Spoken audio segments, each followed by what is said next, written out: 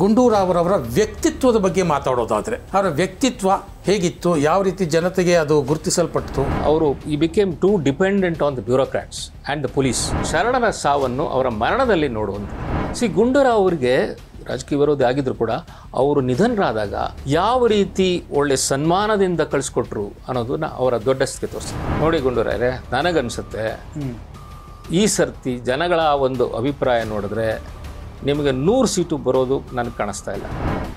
ಕಾಂಗ್ರೆಸ್ಸನ್ನು fight ಮಾಡಿ ಸೋಲಿಸೋದಕ್ಕೆ ಒಂದು ಒಳ್ಳೆಯ ಅವಕಾಶ ಇದ್ದಂಥ ಸಂದರ್ಭದಲ್ಲಿ ಕೂಡ ಹೇಗೆ ವಿರೋಧ ಪಕ್ಷಗಳು ಕಿತ್ತಾಟದಲ್ಲಿ ಇದಾಗ್ತಾರೆ ಅನ್ನೋದಕ್ಕೆ ಅದೊಂದು ಸಾಕ್ಷಿ. ಜನ ವಿರೋಧಿ ಕ್ರಮಗಳನ್ನು ತೆಗೆದುಕೊಂಡು ಅವರು ಅವರ ಸರ್ಕಾರದ ಬಗ್ಗೆ ಜನಗಳಿಗೆ ಬೇಸರ ಉಂಟಾಗೋದು ಶುರು ಆಗಿತ್ತು. ಒಂದು ರೀತಿಯ ಶಾಕ್ ಕಾಂಗ್ರೆಸ್ಸಿಗೆ.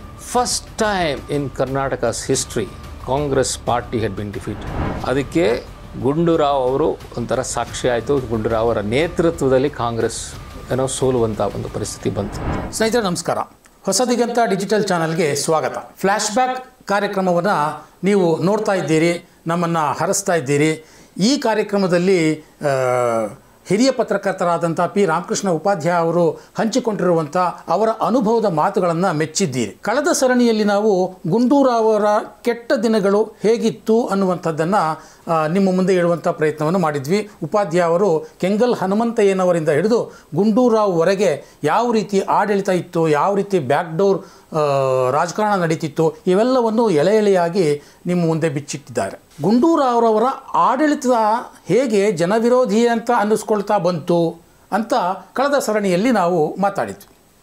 ಆದರೆ ಅದರ ಹೊರತಾಗಿ ಗುಂಡೂರಾವ್ ಅವರ ವ್ಯಕ್ತಿತ್ವ ಹೇಗಿತ್ತು ಅನ್ನುವಂಥದ್ದಕ್ಕೆ ಒಂದೆರಡು ಘಟನೆಗಳು ಕರ್ನಾಟಕದ ಜನತೆಯ ಮುಂದೆ ಸಾಕ್ಷಿಯಾಯಿತು. ಆ ಒಂದೆರಡು ಘಟನೆಗಳನ್ನು ಇವತ್ತಿನ ಈ ಸರಣಿಯ ಆರಂಭದಲ್ಲಿ ರಾಮಕೃಷ್ಣ ಉಪಾಧ್ಯಾಯ ಅವರು ನಿಮ್ಮ ಮುಂದೆ ಮೆಲುಕು ಹಾಕ್ತಾರೆ.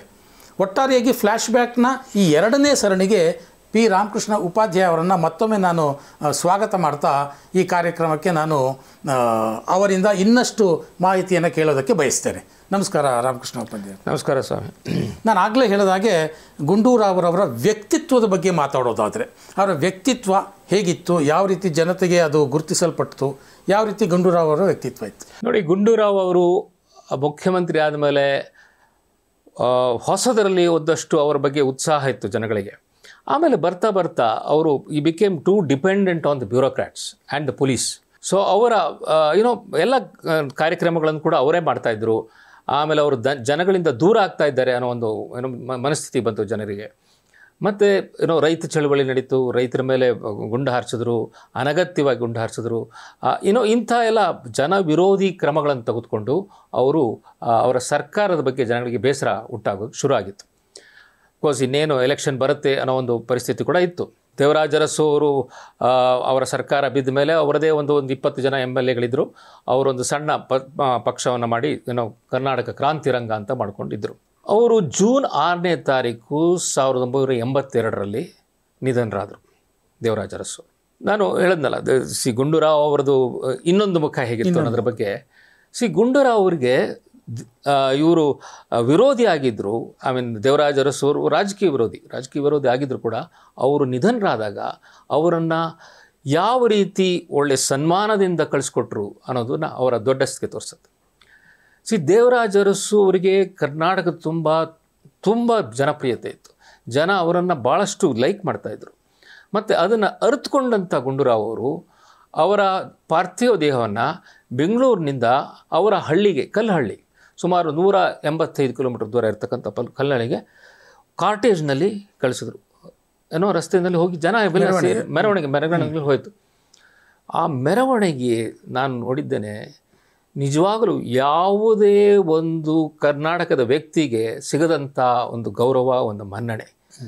ಲಕ್ಷಾಂತರ ಜನ ಕಿಕ್ಕಿರಿದು ರಸ್ತೆಯಲ್ಲಿ ನಿಂತ್ಕೊಂಡು ದೇವರಾಜ ಅರಸು ಅವರ ದೇಹವನ್ನು ನೋಡ್ತಾ ಇದ್ರು. ಒಂದಷ್ಟು ಜನ ಅಳ್ತಾ ಇದ್ರು, ಒಂದಷ್ಟು ಜನ ಹೆಂಗಸರಂತೂ ಬಿದ್ದು ಅಳೋದು. ಸೊ ಇಂಥ ಒಂದು ಪರಿಸ್ಥಿತಿಯನ್ನು ನೋಡಿ ಆವಾಗ ಅವರಿಗೆ ಸಿಕ್ಕಂಥ ಒಂದು ಮನ್ನಣೆ ಇದೆಯಲ್ಲ, ಅದು ನಿಜವಾಗಲೂ ಕರ್ನಾಟಕದಲ್ಲಿ ಅವರು ಬಡವರಿಗೆ, ದಲಿತರಿಗೆ, ಹಿಂದುಳಿದವರಿಗೆ ಮಾಡಿದಂಥ ಒಂದು ಒಳ್ಳೆಯ ಕೆಲಸಗಳನ್ನು ಜನ ನೆನೆಸ್ಕೊಂಡು ನಮಗೆ ಇಂಥ ಒಂದು ಪುಣ್ಯಾತ್ಮ ಸಿಕ್ಕಿದ್ದಪ್ಪ, ಈಗ ಹೋಗ್ಬಿಟ್ಟಿದ್ದಾನೆ ಅಂತ ಜನ ಮಾಡೋದು. ಕೆಲವು ಕಡೆ ನಾನು ನೋಡ್ದಂಗೆ ಆ ಪಾರ್ಥಿವ ಶರೀರ ಹೋಗ್ತಾ ಇದ್ರೆ ಜನ ಇನ್ಸ್ಟೆಂಟ್ ಆಗಿ ಚಪ್ಪಾಳೆ ಹೊಡಿತಾ ಇದ್ರು ರೀ. ಚಪ್ಪಾಳೆ ಹೊಡೆಯೋದನ್ನ ಎಲ್ಲರೂ ನೋಡಿದ್ದೀರ. ಸೊ ಇದೊಂಥರ ಭಾಳ ವೆರಿ ಸ್ಟ್ರೇಂಜ್ ಎಮೋಷನ್ಸ್ ಜನಗಳಲ್ಲಿ ಕಂಡು ಬರ್ತಾ ಇತ್ತು. ಏನೋ ಒಂಥರ ಜೈಕಾರ ಹಾಕೋ ಹಾಗೆ. ಸೊ ಎನಿವೇ ಅವ್ರದ್ದು ಆಯ್ತು, ಇನ್ನಿಂಗ್ಸ್ ಮುಗೀತು, ಹೊರಟಿದ್ದಾರೆ, ಅದಕ್ಕೆ ಚಪ್ಪಾಳೆ. ಸೊ ಇದು ಏನನ್ಸುತ್ತೆ ಅಂದರೆ, ಕನ್ನಡದಲ್ಲಿ ಒಂದು ಗಾದೆ ಮಾತಿದೆ, ಶರಣರ ಸಾವನ್ನು ಅವರ ಮರಣದಲ್ಲಿ ನೋಡುವಂಥ.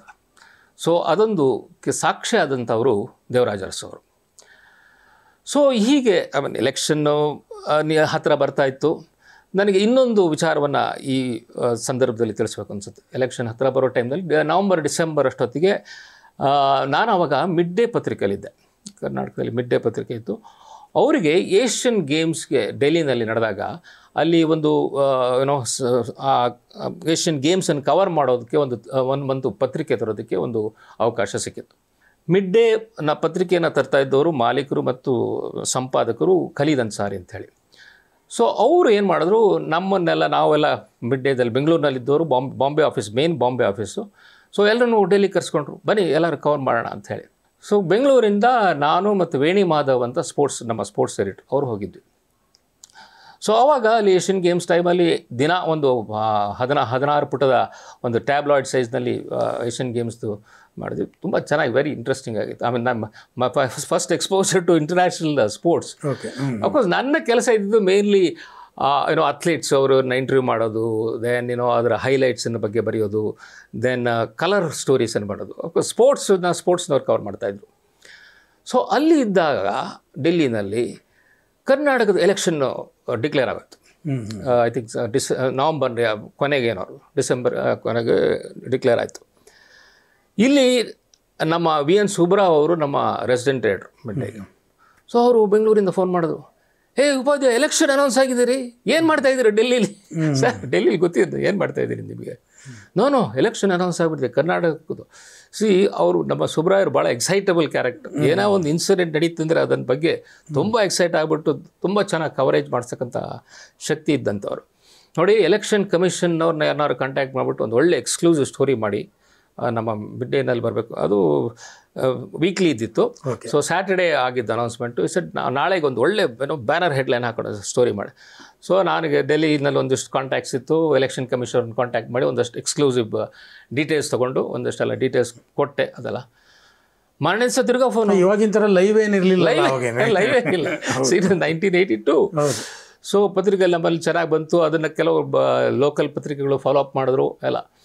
ಸೊ ಸುಬ್ರಾಯರ್ದು ಮಾರನೇ ದಿವಸ ತಿರ್ಗಾ ಫೋನು, ಬಂದುಬಿಡ್ರಿ, ಏನು ಮಾಡ್ತೀರಾ ಅಲ್ಲಿ? ಸರ್ ಎಲ್ಲಿ ಗೇಮ್ ಮುಗಿಬೇಕಿರೋದು ವಾರ ಅಷ್ಟೇ, ಮುಗಿದೋಗುತ್ತೆ, ಆಮೇಲೆ ಬರ್ತೀನಿ ಅಂಥೇಳಿ ಆಮೇಲೆ ವಾಪಸ್ ಬಂದಿದ್ದಾಯಿತು. ಸೊ ಈಗ ವಾಪಸ್ ಬಂದು ಹೀಗೆ ಆಮೇಲೆ ಕರ್ನಾಟಕದಲ್ಲಿ ಎಲೆಕ್ಷನ್ ಅನೌನ್ಸ್ ಆಗಿದೆ. ನಮ್ಮ ಮಿಡ್ ಡೇ ಗ್ರೂಪಿಂದು ಆ್ಯನಿವರ್ಸರಿ ಒಂದು ಇವೆಂಟ್ ಇತ್ತು ಆವಾಗ. Khalid Ansari was a very debonair person, very smart editor. ಅವರು ಈ ಥರ ಆ್ಯನಿವರ್ಸರಿ ಅಂದರೆ ಎಲ್ಲ 5 ಸ್ಟಾರ್ ಹೋಟೆಲ್ಗಳಲ್ಲಿ ಅರೇಂಜ್ ಮಾಡ್ತಾಯಿದ್ರು. ಬಾಂಬೆನಲ್ಲೂ ಹಾಗೆ ಮಾಡ್ತಾಯಿದ್ರು, ಬೆಂಗಳೂರಿನಲ್ಲೂ ಆ್ಯನಿವರ್ಸರಿಗೆ. ಸೊ ಸುಬ್ರಾಯರಿಗೆ ಗುಂಡೂರಾವ್ ಭಾಳ ಹತ್ತಿರ, ಅವ್ರನ್ನೂ ಆ್ಯನಿವರ್ಸರಿ ಪಾರ್ಟಿ ಕರೆದಿದ್ರು. ಸೊ ಗುಂಡೂರಾವ್ ಬಂದರು. ಆ ಪಾರ್ಟಿನಲ್ಲಿ ಅಫ್ಕೋರ್ಸ್ ಎಲ್ಲ ಮುಗಿದ ಮೇಲೆ, ಪಬ್ಲಿಕ್ ಎಲ್ಲ ಹೋದ್ಮೇಲೆ ನಾವು ಕೂತ್ಕೊಂಡು ಮಾತಾಡ್ತಾಯಿದ್ವಿ. ಗುಂಡೂರಾವ್ ಇದ್ದರು, ಸುಬ್ರಾಯರ್ ಇದ್ದರು, ವೇಣಿ ಮಾಧವ್ ಇದ್ದರು, ನಮ್ಮ ಬಾಬಾ ಪ್ರಸಾದ್ ಅಂತಿದ್ರು. ಆಮೇಲೆ ನಮ್ಮ ಟೀಮ್ನಲ್ಲಿ ಮಾಯಾಚಾರು, ಈ ಥರ ಗುಣವಂತಿ ಬಲರಾಮ್ ಅಂತೆಲ್ಲ ಹುಡುಗಿರಲ್ಲ. ಸೊ ಎಲ್ಲ ಆತ್ಮೀಯವಾಗಿ ಮಾತಾಡ್ತಾಯಿದ್ವಿ. ಸೊ ಆವಾಗ ಗುಂಡೂರಾವ್ ಅವರು ಪೋಸ್ಟ್ ಮಾಡ್ಕೋತಾ ಇದ್ರು ತುಂಬ. ನಮ್ಮ ಸರ್ಕಾರದ ಬಗ್ಗೆ ಜನ ಒಂದು ರೀತಿ ಅನೌಪಚಾರಿಕವಾದ ಸಂವಾದ ಇತ್ತು. ಸೊ ತಾವು ಒಳ್ಳೆ ಕೆಲಸ ಮಾಡಿದ್ದೀವಿ ಏನೋ. ಸೊ ಆವಾಗ ನಾನು ಕೇಳಿದೆ, ಸರ್ ನೀವು ಎಷ್ಟು ಸೀಟ್ ಎಕ್ಸ್ಪೆಕ್ಟ್ ಮಾಡ್ತಾ ಇದ್ದೀರಿ? 224ರಲ್ಲಿ ಕಾಂಗ್ರೆಸ್ಗೆ ಎಷ್ಟು ಸೀಟ್ ಬರುತ್ತೆ? ನಮಗೊಂದು 200 ಸೀಟ್ ಬರ್ತದೆ. 200 ಸೀಟ್? ಅಲ್ಲ ಸರ್, 200 ಸೀಟ್ ಬರುತ್ತಾ ನಿಮಗೆ? ಹೌದು, ಯಾಕೆ ನಿಮ್ಗೆ ಅನುಮಾನನ? ನೋಡಿ ಗುಂಡೂರಾವ್ರೆ, ನನಗನ್ಸುತ್ತೆ ಈ ಸರ್ತಿ ಜನಗಳ ಒಂದು ಅಭಿಪ್ರಾಯ ನೋಡಿದ್ರೆ ನಿಮಗೆ 100 ಸೀಟು ಬರೋದು ನನಗೆ ಕಾಣಿಸ್ತಾ ಇಲ್ಲ. I can't think of you getting. ಏನ್ರಿ ಹಂಗಂದ್ರೆ ಹೆಂಗ್ರಿ ನಿಮ್ಗೆ? ನನಗೊಂಥರ ಪೊಲಿಟಿಕಲ್ ಇನ್ಸ್ಟಿಂಕ್ಟು. ಸೊ ಒಂಥರ ಆಫ್ಕೋರ್ಸ್ ಪಲ್ಸ್, ಜನಗಳ ಪಲ್ಸ್ ಗೊತ್ತಾಗುತ್ತಲ್ಲ. ಸೊ ಈ ಸರ್ತಿ ಕಾಂಗ್ರೆಸ್ ಪಕ್ಷ ಸೋಲ್ಬೋದು ಅಥವಾ ಮೆಜಾರಿಟಿ ಬರಲಿಕ್ಕಿಲ್ಲ ಅನ್ನೋ ಒಂದು ಬಂದಿತ್ತು. ಮತ್ತು ಆಮೇಲೆ ನಾವು ನೋಡ್ತಾ ಇದ್ವಲ್ಲ, ವಿರೋಧ ಪಕ್ಷಗಳು ಅವಾಗ ಸ್ವಲ್ಪ ಸ್ಟ್ರಾಂಗ್ ಆಗ್ತಾ ಇತ್ತು. ಸೊ ಹಾಗಾಗಿ ನಾವು 100 ಸರಿ ಆಯಿತು ನೋಡೋಣ ಬಿಡಿ ಅಂತ ಹೇಳ್ಬಿಟ್ಟು ಅಲ್ಲಿಗೆ ಬಿಟ್ಟರು. ಆಮೇಲೆ ಎಲೆಕ್ಷನ್ ಅನೌನ್ಸ್ ಆಯಿತು. ಅಫ್ಕೋರ್ಸ್ ಜನವರಿ 5ಕ್ಕೆ ಎಲೆಕ್ಷನ್ ಆಗಬೇಕಾಯ್ತು. ಅದಕ್ಕೆ ಮೊದಲು ವಿರೋಧ ಪಕ್ಷಗಳಲ್ಲಿ ಕೂಡ ಗೊಂದಲ ಶುರುವಾಗ್ಬಿಟ್ಟಿತ್ತು. ಕಾಂಗ್ರೆಸ್ಸನ್ನು ಫೈಟ್ ಮಾಡಿ ಸೋಲಿಸೋದಕ್ಕೆ ಒಂದು ಒಳ್ಳೆಯ ಅವಕಾಶ ಇದ್ದಂಥ ಸಂದರ್ಭದಲ್ಲಿ ಕೂಡ ಹೇಗೆ ವಿರೋಧ ಪಕ್ಷಗಳು ಕಿತ್ತಾಟದಲ್ಲಿ ಇದಾಗ್ತಾರೆ ಅನ್ನೋದಕ್ಕೆ ಅದೊಂದು ಸಾಕ್ಷಿ. ನಾವೆಲ್ಲರೂ ಕೇಳಿದ್ದೀವಿ, ದೇವೇಗೌಡರು ಪ್ರಧಾನಮಂತ್ರಿ ಆದ ಕೂಡಲೇ ರಾಮಕೃಷ್ಣ ಹೆಗಡೆಯವ್ರನ್ನ ಪಕ್ಷದಿಂದ ಉಚ್ಚಾಟನೆ ಮಾಡಿದರು. ಜನತಾ ದಳಕ್ಕೆ ಒಂದು ಅವರು ಫೌಂಡರ್. ಬೆಂಗಳೂರಿನಲ್ಲೇ ನಡೆದಂಥ ಇವೆಂಟ್ನಲ್ಲಿ VP ಸಿಂಗ್ ಅವರನ್ನು ಲೀಡ್ರಾಗಿ ಅಕ್ಸೆಪ್ಟ್ ಮಾಡಿ ಅವ್ರು ಪ್ರೈಮ್ ಮಿನಿಸ್ಟರ್ ಆಗಿದ್ಮೇಲೆ ಅದಕ್ಕೆಲ್ಲ ಫೌಂಡೇಶನ್ ಹಾಕಿದ್ದು ರಾಮಕೃಷ್ಣ ಹೆಗಡೆ ಅವರು. ದೇವೇಗೌಡರು ಪ್ರಧಾನಮಂತ್ರಿ ಆದ ಕೂಡಲೇ first decision to sack Ramakrishna Hegde from Janata Dal. ಅದಕ್ಕೂ ಮೊದಲು ಈ 1982ನಲ್ಲಿ ದೇವೇಗೌಡರು ಜನತಾ ಪಾರ್ಟಿಯ ಅಧ್ಯಕ್ಷರಾಗಿದ್ದರು. ಅವ್ರು ಆವಾಗ ಯಾರನ್ನ ಎಕ್ಸ್ಪೆಕ್ಟ್ ಮಾಡಿದ್ರು ಗೊತ್ತಾ? JH ಪಟೇಲ್ ಅವ್ರನ್ನ. JH ಪಟೇಲ್ ಅವ್ರನ್ನ ಎಕ್ಸ್ಪೆಕ್ಟ್ ಮಾಡಿದ್ದು ಕೇಳಿದರೆ ನೀವು? ಹೌದು, ಖಂಡಿತ ಇದು ಹೊಸದು. ಇದು JH ಪಟೇಲ್ರು ಜನತಾ ಪಾರ್ಟಿನಲ್ಲಿ ಭಾಳ ಪಾಪ್ಯುಲರ್ ಆಗ್ತಾಯಿದ್ರು ಆವಾಗ. ದೇವೇಗೌಡರಿಗೆ ಏನಂತ ಭಾಷಣದ ಕಲೆ ಇರಲಿಲ್ವಲ್ಲ. ಸೊ ಇವರು JH ಪಟೇಲ್ ಎಲ್ಲೋ ಹೋದ್ರು ಜನ ಚಪ್ಪಾಳೆ ತಟ್ಟೋದು ಮಾಡೋದು, ಅವ್ರನ್ನ ಒಂದು ರೀತಿ ಹೀರೋ ಇದ್ರ ಥರ ಮಾಡೋರು. ಅದೆಲ್ಲೋ ಐ ಡೋಂಟ್ ನೋ ಯಾವ ರೀತಿ ದೇವೇಗೌಡರಿಗೆ ಹೊಟ್ಟೆ ಕಿಚ್ಚು ಬಂತು ಅಥವಾ ಅವನ್ನ ನನಗಿಂತ ಜಾಸ್ತಿ ಬೆಳೆದು ಬಿಡ್ತಾರೆ ಅಂತನೋ ಏನೋ ಗೊತ್ತಿಲ್ಲ. ಈ just expelled him one day. ಏನು ಕಾರಣ ಕೊಟ್ಟರು? ಕಾರಣವೇ ಇಲ್ಲ, ಅಧಿಕೃತ ಕಾರಣ ಏನೂ ಇಲ್ಲ. ಆ್ಯಂಡ್ ಒಂಥರ ಶಾಕ್, ಪಾರ್ಟಿ ಒಳಗೆ ಶಾಕು, ಜನಗಳಿಗೆ ಯಾಕಪ್ಪ ಇವ್ರನ್ನ ಹಿಂಗೆ ಮಾಡಿದ್ರು ಅನ್ನೋದು. ಸೊ ಪಟೇಲ್ರು ಪಾಪ ಸ್ವಲ್ಪ ದಿವಸ ಸುಮ್ಮನೆ ಆಗ್ಬಿಟ್ರು, ಏನು ಮಾಡೋದು ಅನ್ನೋದು. ಕಡೆಗೆ ಎಲೆಕ್ಷನ್ ಹತ್ರ ಬರ್ತಾ ಇದ್ದಂಗೆ ಅವರು ದೇವರಾಜ ಅರಸು ಅವರ ಪಕ್ಷಕ್ಕೆ ಸೇರಿಕೊಂಡ್ರು, ಕರ್ನಾಟಕ ಕ್ರಾಂತಿ ಅಲ್ಲಿ ಸೇರಿಕೊಂಡ್ರು. ಅಷ್ಟೊತ್ತಿಗೆ ಬಂಗಾರಪ್ಪ ಮತ್ತು ಗುಂಡೂರಾವ್ ಅವ್ರಿಗೂ ಹಳಸಿತ್ತು ಕಾಂಗ್ರೆಸ್ಸಲ್ಲಿ. ಸೊ ಜೊತೆಗಿದ್ದವರು. ಸೊ ಅವರು ಕೂಡ ಬಂದು ಕ್ರಾಂತಿರಂಗಕ್ಕೆ ಸೇರಿಕೊಂಡ್ರು. ಸೊ ಕ್ರಾಂತಿರಂಗದಲ್ಲಿ ಅರಸು ಅವರು, ಪಟೇಲ್ರು, ಬಂಗಾರಪ್ಪ ಇವರೆಲ್ಲ ಇದ್ದರು. ಆ್ಯಂಡ್ ಅಫ್ಕೋರ್ಸ್ ಪಬ್ಲಿಕ್ ಮೀಟಿಂಗ್ಗಳು ಮಾಡ್ತಾಯಿದ್ರು ಜನಗಳಿಗೆ. ಬಟ್ ಅಷ್ಟೊತ್ತಿಗೆ ನಾನು ಹೇಳಿದಾಗೆ ಜೂನ್ನಲ್ಲಿ ಜನತಾ ಪಾರ್ಟಿಯಲ್ಲಿ ಯಾರಿದ್ರು ಅವಾಗ? ದೇವೇಗೌಡರು ಬಿಟ್ಟರೆ ಇನ್ಯಾರು? ದೇವೇಗೌಡರು, ದೆನ್ ನಮ್ಮ ಜಾಲಪ್ಪನವರು, ರಾಚಯ್ಯನವರು, ಈ ಥರದ ಏನೋ ಎಲ್ಲ ಹಿರಿಯ ಜನಗಳೆಲ್ಲ ಇದ್ದರು. ಚಂದ್ರಶೇಖರ್ ಅವರು, M ಚಂದ್ರಶೇಖರ್ ಅವರು, ಇವರೆಲ್ಲ ಪಕ್ಷದಲ್ಲಿದ್ದರು.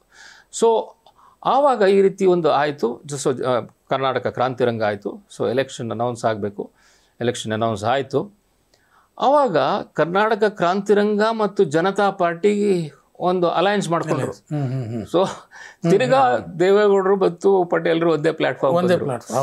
ಸೊ ಎಲೆಕ್ಷನ್ ನಡೀತು. ಎಲೆಕ್ಷನ್ನಲ್ಲಿ ಒಂದು ರೀತಿಯ ವೈಬ್ ಗೊತ್ತಾಗ್ತಾ ಇತ್ತು. ಅಂದರೆ ಒಟ್ಟಿಗೆ ಪ್ರಚಾರಕ್ಕೆ ಹೋಗ್ತಾ ಇದ್ರ ಎಲ್ಲರೂ? ಎಲ್ಲರೂ ಒಟ್ಟಿಗೆ ಪ್ರಚಾರಕ್ಕೆ. ಬಂಗಾರಪ್ಪ, JH ಪಟೇಲು ಮತ್ತೆ ದೇವೇಗೌಡರು ಎಲ್ಲ ಹೋಗ್ತಾ ಇದ್ರು. ಮತ್ತೆ ಎಷ್ಟು ಚೆನ್ನಾಗಿರ್ತಾ ಇತ್ತು ಅಂದರೆ ಅವಾಗೆಲ್ಲ ಕ್ಯಾಂಪೇನು. ನಾನು ಒಂದಷ್ಟು ಕ್ಯಾಂಪೇನ್ಗಳೆಲ್ಲ ಕವರ್ ಮಾಡಿದ್ದೆ. ಈಗೆಲ್ಲ ಏನಾಗುತ್ತೆ, ನೀವು 10 ಗಂಟೆಗೆ ಮೊದಲು ಎಲ್ಲ ಮೈಕ್ ಆಫ್, ಅದು ಇದು ಫಂಕ್ಷನ್, ಆಮೇಲೆ ಎಲ್ಲ ಸೊ ಈ ರೀತಿ ಎಲ್ಲ. ಆವಾಗ ಆ ರೀತಿ ರೆಸ್ಟ್ರಿಕ್ಷನ್ಸ್ ಇರಲಿಲ್ಲ. ರಾತ್ರಿ 12 ಗಂಟೆ ಆಗ್ಬೋದು, 1 ಗಂಟೆ ಆಗ್ಬೋದು, 1:30 ಆಗ್ಬೋದು, ಪಬ್ಲಿಕ್ ಮೀಟಿಂಗ್ ನಡೀತಾ ಇತ್ತು. ಜನ ಕಾದ್ಕೊಂಡು ವೆಯ್ಟ್ ಮಾಡ್ತಾಯಿದ್ರು ಏನೋ ಭಾಷಣಗಳು ಕೇಳೋದಕ್ಕೆ. ಸೊ JH ಪಟೇಲು ಒಂದೊಂದು ಕಡೆ ಒಂದೊಂದು ಕಥೆಗಳು ಹೇಳ್ತಾ ಇದ್ರು. ಸೊ ಅವರು ಎಂಥ ಪಾಪ್ಯುಲರ್ ಸ್ಪೀಕರ್ ಆಗಿದ್ರು ಅಂದರೆ ಜನಗಳು ಇಲ್ಲೊಂದು ಪಬ್ಲಿಕ್ ಮೀಟಿಂಗ್ ಅಟೆಂಡ್ ಮಾಡೋದು, ಇನ್ನು ಪಟೇಲ್ರು ಅಲ್ಲಿ ಬರ್ತಾರಪ್ಪ 20 ಕಿಲೋಮೀಟರ್ ದೂರದಲ್ಲಿ ಅಂದ್ಬಿಟ್ಟು ಇಲ್ಲಿಂದ ಗಾಡಿ ಮಾಡಿಕೊಂಡು ಹೋಗ್ಬಿಟ್ಟಲ್ಲ ಅವ್ರ ಸ್ಕೂಟ್ರಲ್ಲಿ ಅಂತ ಅಲ್ಲಿ ಹೋಗಿ ಅಲ್ಲಿ ಕಾಯೋದು ಅವ್ರ ಭಾಷಣ ಕೇಳೋದಕ್ಕೆ. ಸೊ ಈ ರೀತಿ ಒಂದು ಉತ್ಸಾಹ ಮೂಡಿಸಿದಂಥ ಎಲೆಕ್ಷನ್ ಅದು. ಸೊ ಎಲೆಕ್ಷನ್ ಆಮೇಲೆ ರಿಸಲ್ಟ್ಸ್ ಬಂತು. ಒಂದು ರೀತಿಯ ಶಾಕ್ ಕಾಂಗ್ರೆಸ್ಸಿಗೆ. First time in Karnataka's history Congress party had been defeated. ಅದಕ್ಕೆ ಗುಂಡೂರಾವ್ ಅವರು ಒಂಥರ ಸಾಕ್ಷಿ ಆಯಿತು. ಗುಂಡೂರಾವ್ ಅವರ ನೇತೃತ್ವದಲ್ಲಿ ಕಾಂಗ್ರೆಸ್ ಸೋಲುವಂಥ ಒಂದು ಪರಿಸ್ಥಿತಿ ಬಂತು. ಸೊ ಜನತಾ ಪಾರ್ಟಿ ಮತ್ತು KKR ಕರ್ನಾಟಕ ಕ್ರಾಂತಿರಂಗಕ್ಕೆ 95 ಸೀಟ್ ಬಂತು. ಎರಡು ಸೇರಿ ಅಂದರೆ ಮೈತ್ರಿ ಇದ್ದಿದ್ದರಿಂದ 95 ಸೀಟು. ಕಾಂಗ್ರೆಸ್ಗೆ 82 ಸೀಟ್ ಬಂತು. ಆಮೇಲೆ ಆವಾಗ ತಾನೇ BJP ಕೂಡ ಮೇಲಕ್ಕೆ ಬರ್ತಾಯಿತ್ತು. BJP AK ಸುಬ್ಬಯ್ಯನವರು ಅಧ್ಯಕ್ಷರಾಗಿದ್ದರು, ರಾಜ್ಯಾಧ್ಯಕ್ಷರಾಗಿದ್ದರು. ಅವ್ರಿಗೆ 18 ಸೀಟ್ ಬಂತು.